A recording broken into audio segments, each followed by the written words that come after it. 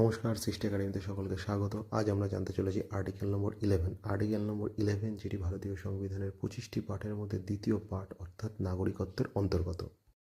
এই আর্টিকেল থেকে আমরা জানতে পারি নাগরিকত্ব সম্পর্কিত সমস্ত বিষয় নিয়ন্ত্রণ করার পূর্ণ ক্ষমতা শুধুমাত্র ভারতীয় সংসদের হাতে ন্যস্ত। সংসদ কথার অর্থ আমি আগের ভিডিওতেই জানিয়েছি, রাষ্ট্রপতি, লোকসভা এবং রাজ্যসভাকে নিয়ে গঠিত। অর্থাৎ নাগরিকত্ব অর্জন বলতে এক্ষেত্রে আর্টিকেল নম্বর 5, 6, 7, 8 এই চারটি আর্টিকেলে যেভাবে ভারতীয় নাগরিকত্ব অর্জন করার কথা বলা হয়েছে, সেই অর্জনের কথা এক্ষেত্রে বলা হচ্ছে।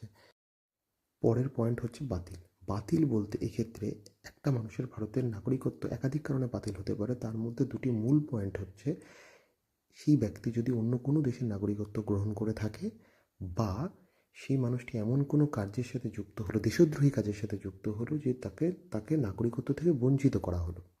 এর পরের পয়েন্ট আসছে পুনরুদ্ধার বলতে এক ব্যক্তি কোনো কারণে তার নাগরিকত্ব হারিয়ে থাকতে পারে, সে পুনরায় তার নাগরিকত্ব ফিরে পেতে চাইছে।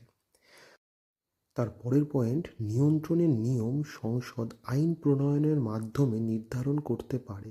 অর্থাৎ এখান থেকে আমরা এটাই জানতে পারলাম যে এই যে টোটাল সিস্টেমটা, যে কে নাগরিকত্ব হবে, কে হবে না, কে আগে ছিল, কাকে আবার দেওয়া হবে, কাউকে নাগরিকত্ব থেকে বাদ দেওয়া হবে, কী কারণে বাদ দেওয়া হবে, এই টোটাল সিস্টেমটা নিয়ন্ত্রণ করে থাকে পার্লামেন্ট, অর্থাৎ সংসদের তিনটি স্তম্ভ, রাষ্ট্রপতি, লোকসভা এবং রাজ্যসভা।